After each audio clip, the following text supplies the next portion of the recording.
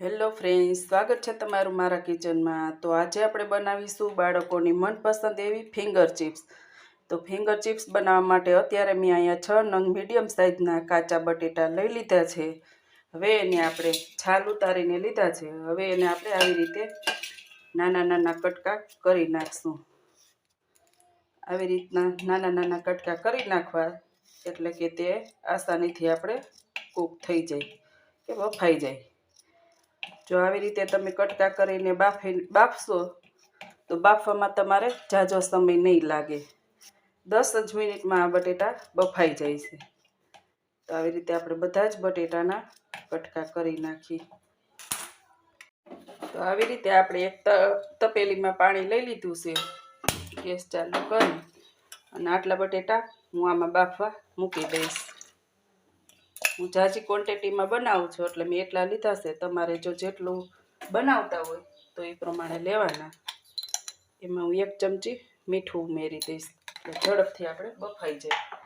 ત્યાં સુધીમાં આપણે ચોખાના પૌવાનું એમાં એડ કરવાના છે, એટલે ચોખાના પૌવાનો હું મિક્સર જારમાં લઈને ભૂકો કરી નાખું। આપણા બટેટા બફાણા છે કે નહીં ચેક કરી લઈ। જો બટેટા બફાઈ ગયા છે અને ભાંગી તો એકદમ ભાંગી જાય છે। હવે ગેસ બંધ કરી દઈ અને બટેટા આપણે પાણી બધું કાઢી નાખી બટેટામાંથી। હવે આપણા બટેટા ઠરી ગયા છે તો આપણે આ મેસરના મદદથી બધું જ આવી રીતે એકદમ મેશ કરી દેવાનું છે, જરાય ગાંઠો નહીં રહેવા દેવાનો।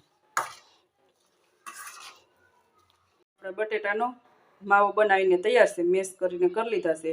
આમાં ફક્ત આપણે 3 થી 4 જ વસ્તુ ઉમેરવાની છે, ઝાઝી વસ્તુ ઉમેરવાની કાંઈ છે નહીં આ ફિંગર ચિપ્સમાં। આમાં આપણે થોડાક એવા ધાણા ભાજી ઉમેરી દેવું।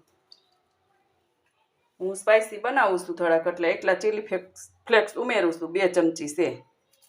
જો તમે લીલા મરચાંની કટકી કરીને લ્યો પણ તોય હાલે। આપણે આમાં સ્વાદ મુજબ મીઠું ઉમેરીશું। બટેટામાં હતું બાફવામાં નાખ્યું હતું એટલે આપણે એવી રીતે ઉમેરશું એ માપથી। આ મેં ચોખાના પૌવા હતા, કોઈ પણ સાઈઝ ચોખાના પૌવા તમે લઈ શકો, ઝીણા હોય, જાડા હોય કે ભૂકો હોય, આપણે દરવાના જ છે આને મેં મિક્સર જારમાં આવી રીતનો કરકરો પાવડર કરી લીધો છે। બહુ ઝીણો પાવડર નથી ને બહુ જાડો પાવડર નથી, આવી રીતનો રાખવાનો। હું આમાં અત્યારે અડધી વાટકી ઉમેરું છું, આટલો રાખ્યો છે। જો જરૂર પડશે તો પાછો ઉમેરી દઈશ, જરૂર લાગશે હું ઉમેરી દઉં છું। તમે જેટલી ક્વોન્ટિટીમાં બનાવતા હોય, જેટલા બટેટા લ્યો એ પ્રમાણે તમારે ચોખાનો પાવડર લેવાનો।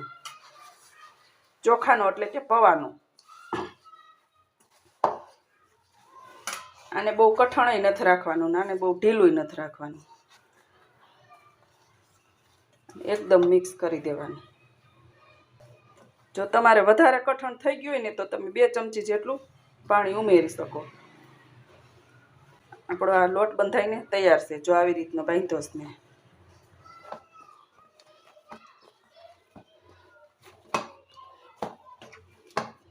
જો આવી રીતનો આટલો કઠણ છે।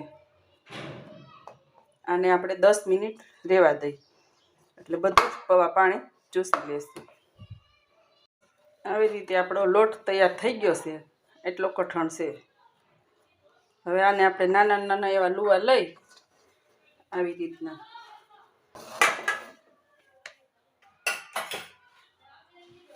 અને આપણે પાટલા ઉપર નહીં હાલે એટલે પ્લેટફોર્મ ઉપર ડાયરેક્ટ વણીશું।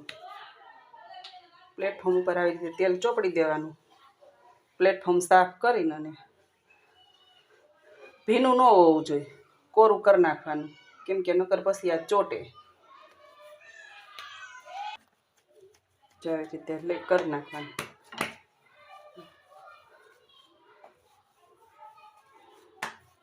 વણવાનું। આપણે ચોખા છે એટલે ફાટશે પણ આવી રીતે આપણે સેટ કરી જવાનું। ચિપ્સ તમારી રીતે તમે જેવી જાડી પાતળી રાખી શકો। જો તમારે જાજો લાંબો ટાઈમ રાખવી હોય તો સેજ પાતળી રાખવાની, આવી રીતે સેટ કરી જવાનું।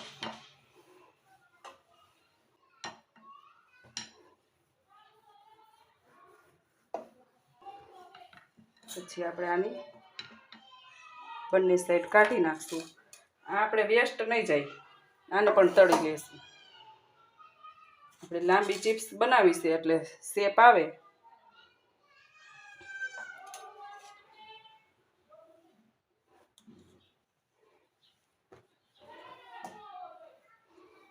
આવી રીતે લાંબી કટ કરી નાખવાની.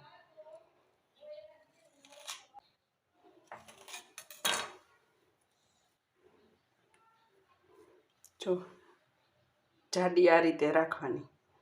આવી રીતે આપણે બધી ચિપ્સ લઈ લેવાની.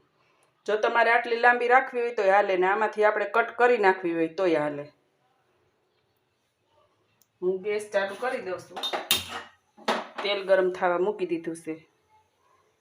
ત્યાં લગીમાં આપણે થોડીક ચિપ્સ બનાવીને તૈયાર કરી લઈ. આપણે તળવા માટે તેલ ગરમ થઈ ગયું છે. તો મારે કઢાઈ નાની છે એટલે મેં આવી રીતના નાના નાના ટુકડા કરીને લીધા છે. અને ગેસ ફૂલ જ રાખવાનો આપણે. જો તમારે લાંબો સમય રાખવી હોય તો થોડીક પાતળી કરીને રાખવાની અને વધારે કુરકુરી થવા દેવાની, એટલે કે વધારે તળાવા દેવાની. આ ચિપ્સ 1 થી 1.5 મહિનો સુધી સ્ટોર કરી રાખો તોય ચાલે. બાળકોને આ ચિપ્સ ખૂબ જ પસંદ આવે છે.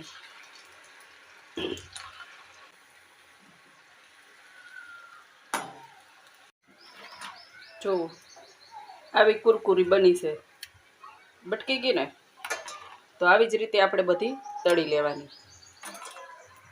તો આપણી આ ચિપ્સ બનીને તૈયાર છે. તો હાલો આપણે કેચઅપ સાથે સર્વ કરી લઈએ.